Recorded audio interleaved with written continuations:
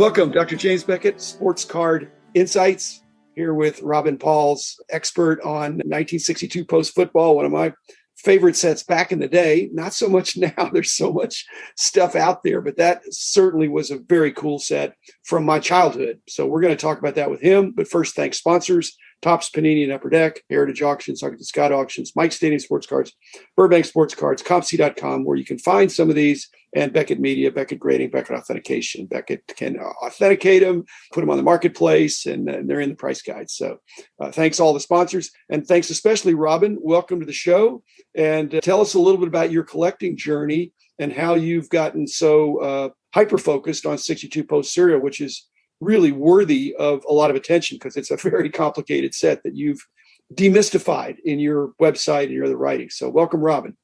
Okay, thank you, Jim. Thanks for having me on. I got started like everybody else did as a kid. Collected the cards when I was 6 years old. Used to lay them out in the hallway, line them up. Used to love to look at them, love the colors. It was the only set you could look at where you could see the whole uniform at the time.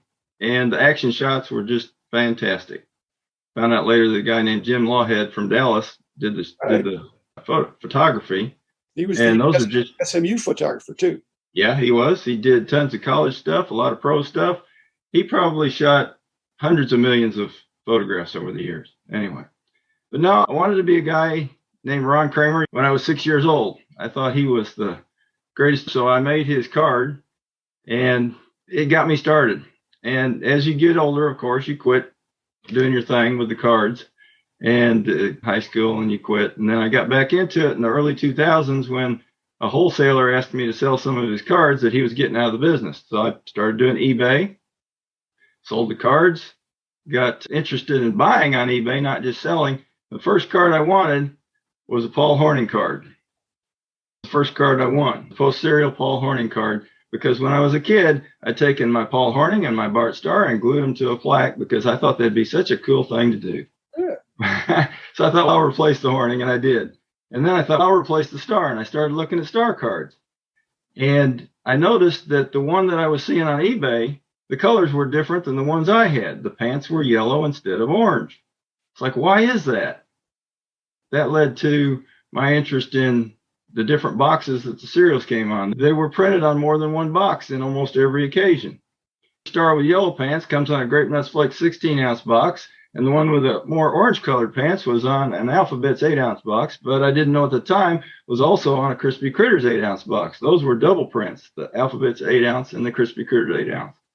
So that got me going in master set collecting. And if you want to go to postserialfootball.com, I have a big section on master set collecting, and I do every card individually and identify how you can tell them apart, which one came from which brand. And so the set is 200 cards, but there are 528 individual cards if you want to do a total master. To me, the most fun was trying to figure out which cards came from which boxes. My collecting journey a little bit different in the sense that I considered my set complete at 200. But a lot of your work kind of postdates some of the work that I did in putting together price guides for the basic set. Your work is extremely helpful. A 16-ounce box of grape nuts, who would even buy that? Who would even buy that? That would be a lifetime supply for most households. Kids saying, "Hey, Mom, go get another box." You're correct there. And part of the deal with that is the 11-ounce box of grape nuts contains the two most rare cards in the set, the two Bakers, Sam and Dave Baker. 11 ounces of grape nuts is also a year's worth. Some of that has been revealed over the years, and I'm struck by, it sounds like when you got into it, you accumulated the knowledge, got resources from actual cereal boxes and the panels to do that. Back when I was doing it, which is almost 50 years now, 45, it was hard to piece it together, but you had little snippets of information in the price guide. I'm not a perfectionist, but I have high standards. I wanted to use the best data available, but sometimes you don't know why Angelo Coya is tougher, but you just know that he is, or Frank Uso. You've gone deep enough to see, hey, here's the reason why this one is tougher than that one. But there actually were a lot of collectors of 62 post football back in the 70s when I started tracking these things. But few people knew that there were some tougher cards because they'd been on tougher boxes or serial types that were not as popular. but it was guesswork to say Dave Baker's tougher than Sam Baker. But we were tracking the sales prices. And the beauty that I had and that you have had as well is that we're iterating, hopefully, better and better price guides and better information as you get new information. Would you say on your website that you have the final story, or are you still learning things? Because you have it down pretty good. Is there ever new information that comes into you that causes you to reflect or change or evolve something? Oh, yeah. When I started the website, I debated doing a book.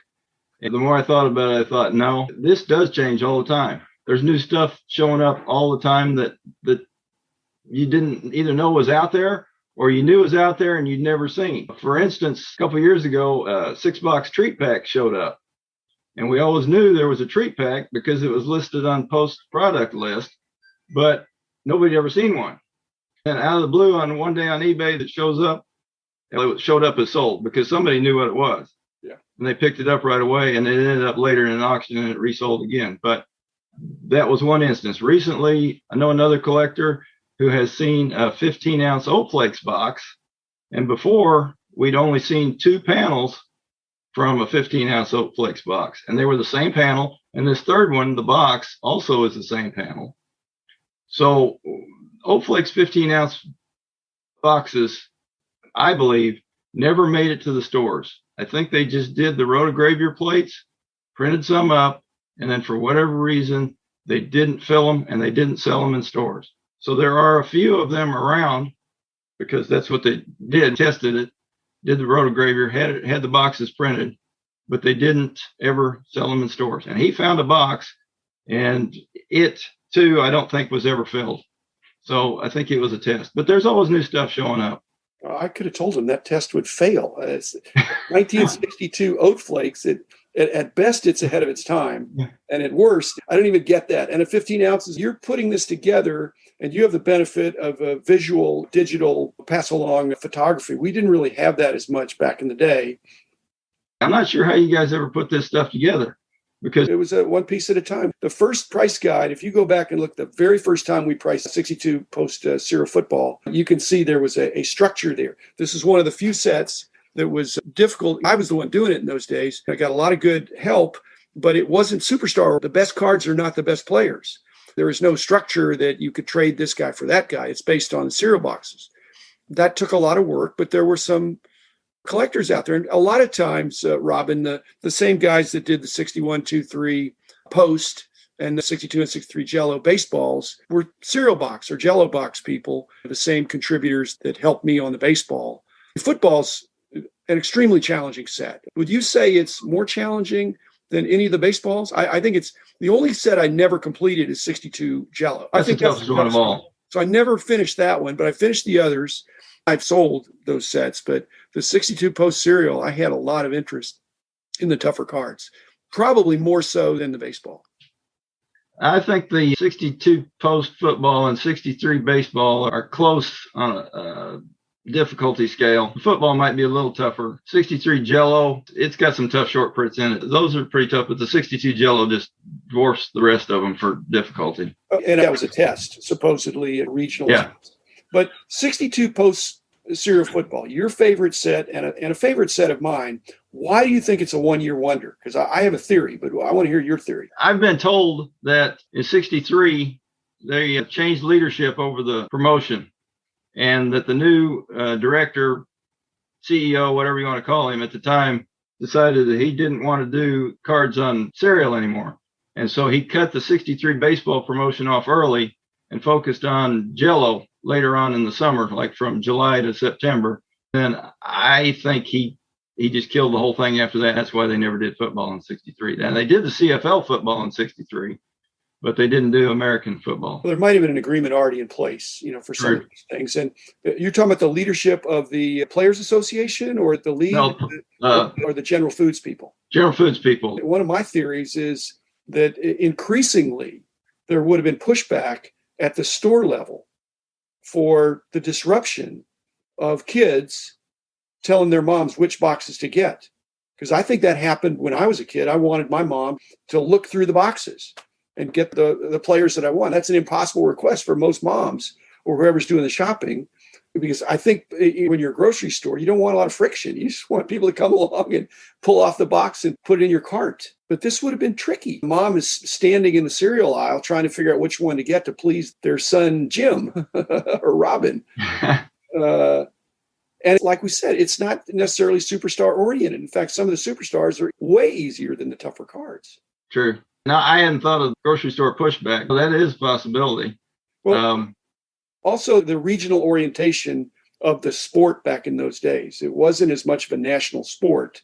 If you're in Green Bay, Wisconsin, or the Chicago area, or the Pittsburgh area, or any of the areas where they have a team, the numbering is team order, but they don't have send-away sheets like they had in '61 baseball. If you want to get all the Dallas Cowboys, you're going to be really snooping, and you're turning the boxes over. That's kind of my point. It's not customer facing. It's on the back.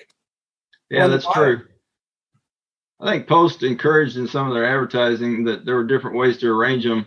I don't know if they ever arranged them with the cards facing in the stores. I don't remember that as a kid. They were always backwards. So you're right. They probably were being, what's a good word here, rearranged in a way that the stores didn't like. Probably not, except the kids would like it. Do you have any insight about how many cards were produced? Any total number of cards on all the boxes? Millions of boxes or millions of cards? Yeah, I think there were 500 million cards that were supposed to be produced. That's what their brochures say. It would lead to about 93 million boxes, give or take, based on the number of cards on the backs. So, yeah, that's a lot of boxes. That's a lot of boxes, but I used to try to figure what's left. If there were 500 million, there aren't 500 million now. Are there a few million? Still out there? Individual cards. Individual cards. I would guess there are less than a million total cards out there. They still keep showing up every day, new ones that you haven't seen before, but there's a small number. Rich and I were doing an episode, and we were talking about Pacific, which was also a lower produced kind of thing compared to Topps. But Topps was way more than that, and Fleer back in the day. So kids had a chance to get their football fix in '62, although '62 Fleer not as plentiful. But I don't know that Post cut into '62 Fleer. That was AFL, maybe not. Yeah, I remember getting some '62 Fleers, and the gum was a lot better than the Topps gum. And I remember it was fun to see the AFL guys because you didn't get to see them very often. They had an exciting brand of football. I'm really glad the leagues merged. But what about miscuts? When you're collecting, you need the lines, borders, or do you just want something to be not badly miscut? Or do you keep the panels intact, maybe? You're probably a panel collector. Yeah, I am. And I do keep the panels intact. And I won't cut those. Now, some guys, to get them graded, they'll cut them up. I enjoy the panels because they are as close as you can get if you can't get a box to the original thing. And I think there's going to be a certain amount of scarcity there as time goes on, simply because so many of them are still being cut up. But they tell you the history of collecting, which boxes they came on. They give you a lot of clues about scarcity. That's the backbone of figuring the whole master set collecting thing out, is the panels. That's the key. Yeah, there's two levels of master set collecting. Just the set is a challenge in the sense that the short prints are so short and so much more expensive than the average card that just even getting a 200 card set is a huge challenge. Going all the way into the 500s with the color variations and things like that. I did not actually do that. This week I should get back from the grading card company the rest of my master set, and so I'll have them all graded. Wow.